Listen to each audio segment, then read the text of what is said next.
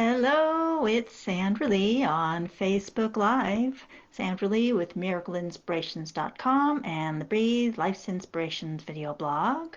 I've been talking about your health on stress and what you can do with weekly video blogs. So today I am talking about wheat and gluten and why I decided to stop eating wheat. So I mentioned, not yesterday, because yesterday's Facebook Live didn't work, but the day before, I was talking about grain and how I decided to reduce my consumption of grain when I was reading the Wheat Belly book by William Davis. So at that same time, I decided to completely stop eating wheat and choose to be gluten-free. I want to tell you a little bit about my history behind that and how I came to that decision. So there are a lot of things that I find about in terms of food recommendations and health recommendations that I don't necessarily follow. So there are a lot of things probably that you have heard that would be good for you maybe to do, and you don't necessarily do them. So wheat was one of those. So I had gotten recommendations from people prior to that I might consider I might want to consider stopping eating wheat and going gluten-free. I didn't have health problems that were associated with it, but it was just a general recommendation that someone was making. I didn't do anything about it at the time because I didn't really understand why. I didn't know anything about the science. I didn't know anything about the impacts of consuming wheat. I had just heard from someone that it might be good for me to stop eating it. So in my experience, there are all kinds of things that might be recommended by someone that I don't take any action on. But when I find out the impacts on the body and the science of it, then I will make a decision and choose. So wheat was one of those. And it was reading the Wheat Belly book that had me come to that conclusion. So I was reading Wheat Belly, and like I said the other day, I learned about the impacts on blood sugar of consuming grain in general, including wheat. And so that's what had me decide to reduce my consumption of grain.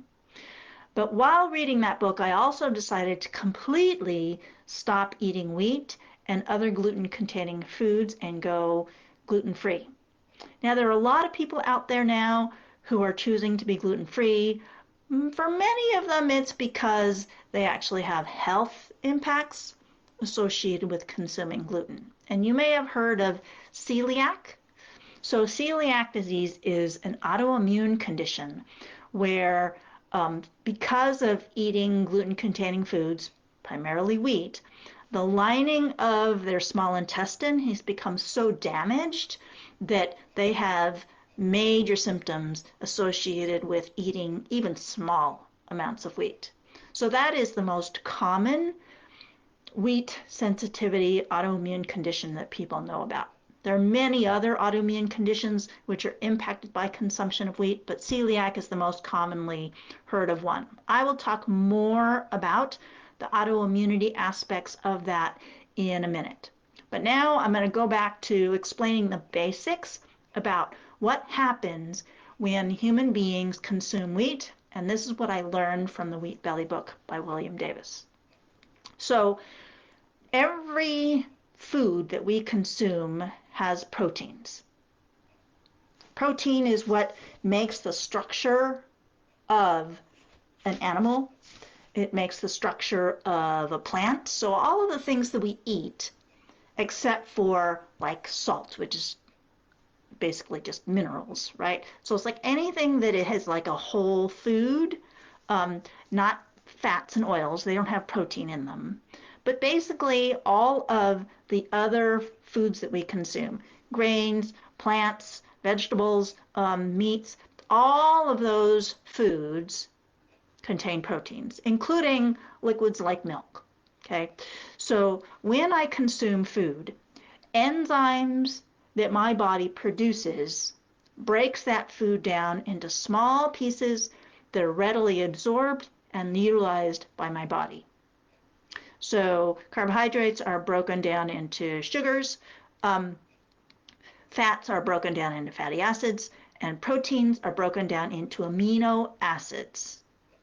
And so it is the enzymes that are consumed that break large pieces down into small pieces that the body is able to use. Big simplification, but good enough for this purpose. So when consuming wheat, there are proteins in the wheat that our bodies are not able to break down. Gluten is the protein that everyone is familiar with. They don't necessarily know it's a protein, but they know that it is gluten that causes problems for health. So gluten is a protein. It's got a whole sequence of amino acids.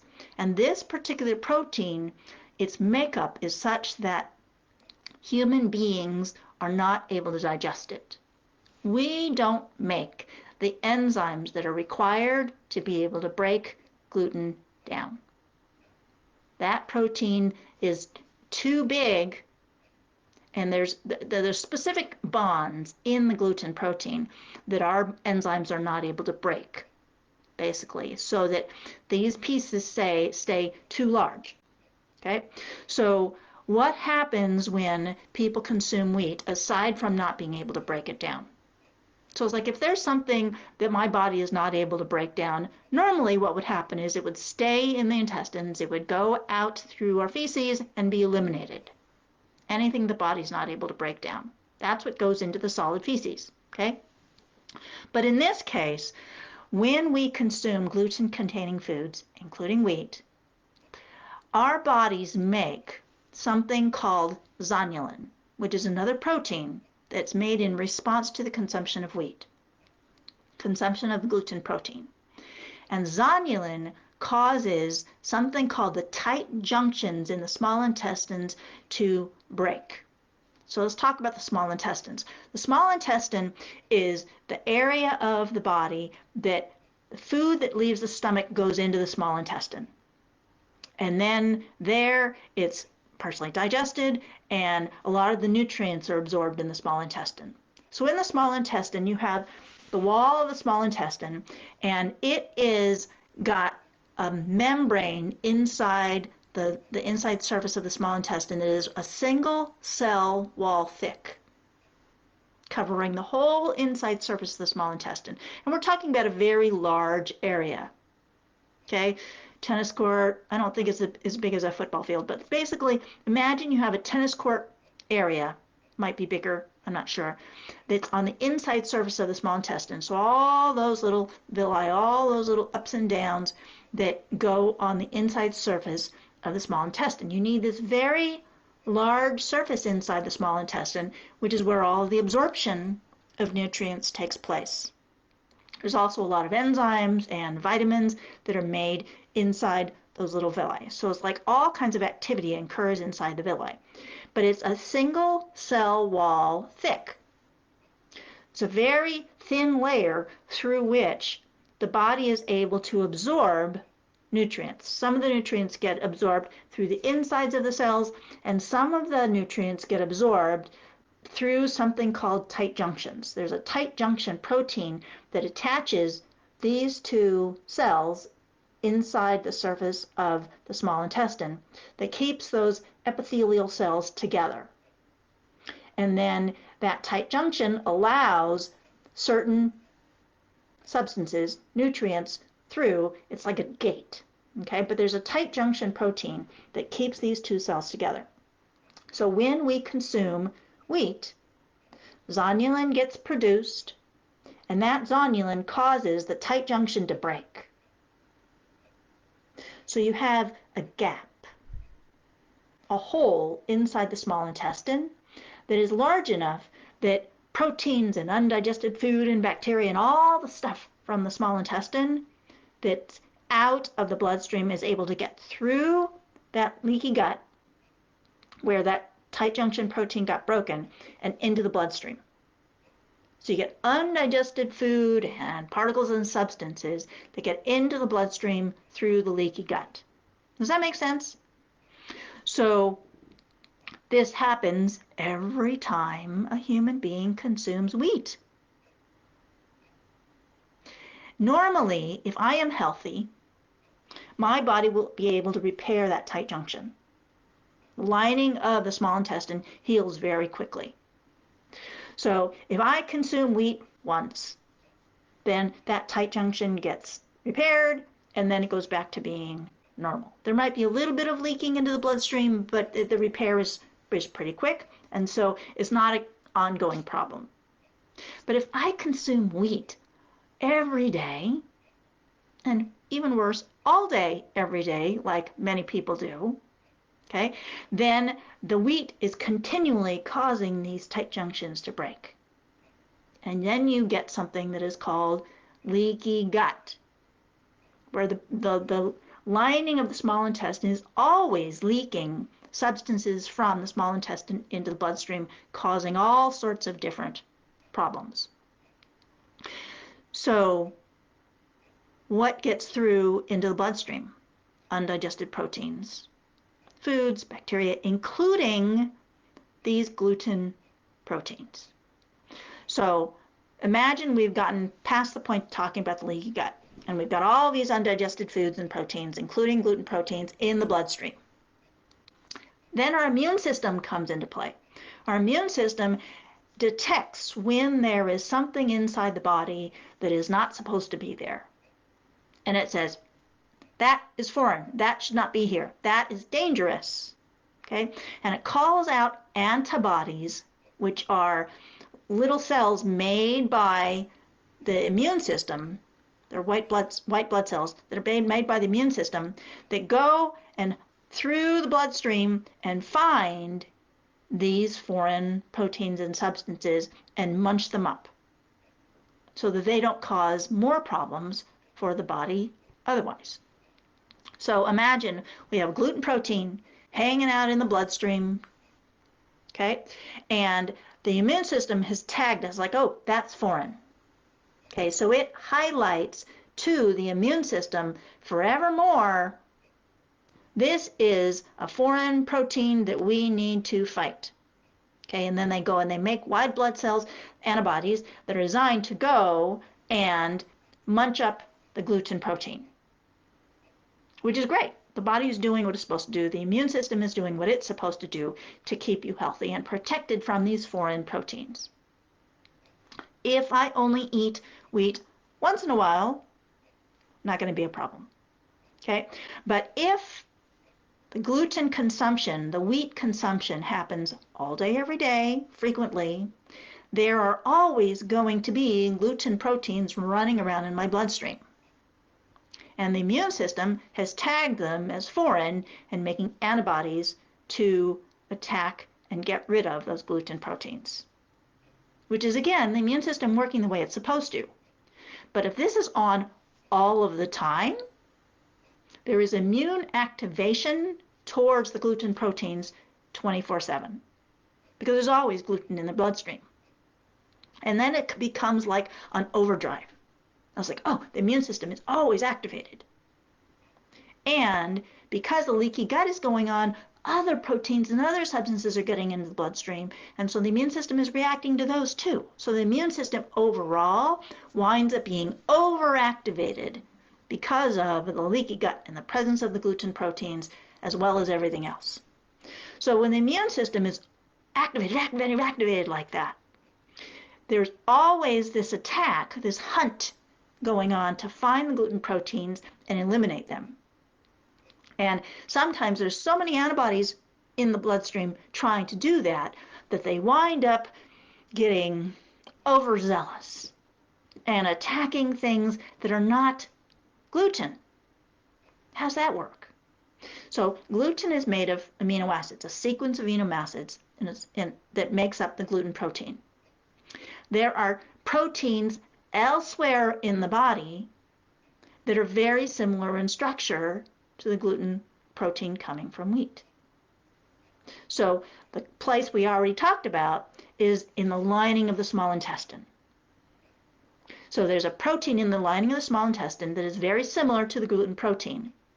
And when these antibodies are overactive, they're all over the place and they're just frantically going around trying to find gluten, they recognize the protein that makes up the lining of the small intestine, and they attack that too, causing destruction of the lining of the small intestine, leading to celiac disease, which we talked about earlier. And then the immune system also has markers saying, oh, this small intestine tissue is also a problem, right? And so it's also attacking it that way too. Okay, but the similarity between the gluten protein and the protein in the body is what causes that autoimmune body attacking itself reaction to occur in the small intestine. Similar to gluten protein, you also have proteins in the brain. Those leading to all sorts of different brain autoimmune conditions. Ataxia, a gait type of disorder, is common for people who have gluten sensitivity. Autoimmune responses to gluten. There's joints. There's a lot of joint issues that happen. Autoimmune in response to consumption of wheat. It gets activated by consumption of wheat. So the similarity of the proteins in the body to the gluten protein is what causes these different areas to be attacked with autoimmune. Skin, joints, muscles, all these different body tissues. Oh, thyroid is a very common one, leading to autoimmune thyroid, including Hashimoto's thyroiditis, but there's also others, Graves. And so it's like these different conditions that people get that are considered autoimmune that get activated by, initiated by this over immune response and to consumption of gluten and therefore of wheat. So personally, I do not have any of these health issues associated with consuming wheat. It goes more than just autoimmunity. There's other things that are caused problems by other proteins in wheat, but gluten is the one that is heard of most often. But there are others as well. It's not just gluten that causes the problems. So, knowing that all these problems are caused by consuming wheat, I decided to stop eating it, choose to be gluten-free. And as I mentioned a couple days ago, at that point, I was baking bread and cookies out of wheat. I was making pasta, homemade pasta. So it's like I was consuming a pretty significant amount of wheat. Not necessarily every day, but often enough that could potentially have caused a problem had I continued to do it. So I just decided to stop. And pretty much, like, that was it. So now I choose to eat gluten-free foods. I do not buy many gluten-free foods that are replacement baked goods, replacement, cookies and things like that, because those are made with processed flours that are made from rice and grains and other non-gluten containing grains and roots and things like that. Very high in carbohydrates, like we talked about when we talked about grain in general, and they raise blood sugar very high. So I don't go buy, gluten-free cookies and things like that, gluten-free cakes, because they're available. There's definitely a market for them because there's so many people who are choosing to be gluten-free. But I don't go buy them because they're terrible for raising blood sugar. They're not good for health. They're no more good for health than the gluten-containing breads and cookies and desserts and all of that stuff. So I just choose to be gluten-free, and if I'm going to make something like a cookie that would conventionally have been made with wheat, then occasionally I will make something with like rice flour or tapioca root flour or arrowroot powder. But I don't go buying gluten-free cookies and things like that because the processed carbohydrates aren't really good for me. They're not as damaging as wheat flour would be, but they're not good for me. So I just choose to, limit consumption of those things. So that is my story about wheat. Oh, so personally, my husband and I do not have symptoms associated with eating wheat. every once in a while we might accidentally consume it. So it's like if there are people who are autoimmune, have celiac or other autoimmune conditions, anytime they have even a little bit of consumption of wheat, of exposure to wheat, it can cause an autoimmune flare that has them be very symptomatic. One person I know is anaphylactic. So if she accidentally winds up consuming wheat in a restaurant, she winds up being in the hospital. Yeah, so it's like someone who's has celiac. So it's like there is what I tell people is all it takes is one speck of wheat to cause someone who is celiac or very symptomatic with another autoimmune condition to go into an autoimmune flare. Maybe it's like that way, maybe not. I guess it depends on the individual person and how sensitive your system is. Okay, but just knowing that even a tiny little bit. I know of someone whose friend, they went to dinner, and she knows she has to be gluten-free because she's celiac, and she ate what she was told was a gluten-free roll. And she got symptoms from it. And they traced it back and figured out that it must have been that roll. It winds up that roll was made in a bakery that makes gluten-containing foods. This was supposedly a certified, gluten-free roll, but there was a speck of flour in it that caused her to react. So it's like that tiny little bit can be enough to set someone off. So what I tell people is that if you consume wheat even one time, that can cause autoimmune reactivity for 3 to 6 months, possibly even longer. So if it really does matter for you to be gluten-free, knowing that cutting it out 100% and paying attention to reading labels to make sure that there's not wheat in the food ingredients or the packaged foods that you're eating, and ask when you go to a restaurant. It's really important when you go to a restaurant to make sure that the server knows that you are celiac or very sensitive to consumption of wheat, so that they know to be very careful about the foods that you get. Now, in some restaurants, it's possible they won't serve you at all. I don't really know, because that's not an issue that I have, so I haven't had to deal with that. But knowing that when you go to a restaurant, it really matters. Reading labels on packages really matters, because it can make you really, really ill. I know someone who now, didn't used to, but now she knows that she's anaphylactic, like life-threatening danger to health with consumption of even a little bit of gluten. So I consider myself fortunate, and my husband is fortunate, that we do not have symptoms, but we choose to avoid eating gluten anyway.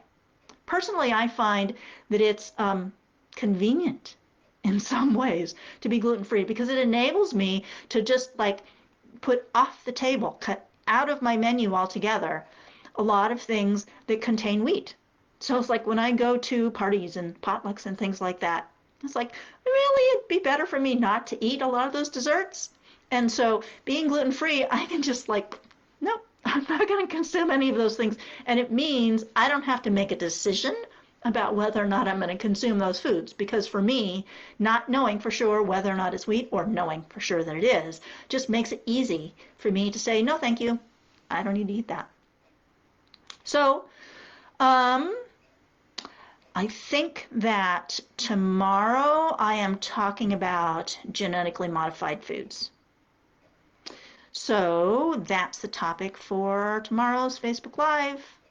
Thank you for coming. Thank you for watching. Anybody, give me comments, feedback, and any topics that you want me to discuss. I still have a couple of days at the end of this 17-day Facebook Live sprint when I don't have topics yet for food and eating. So ask me anything about food and eating.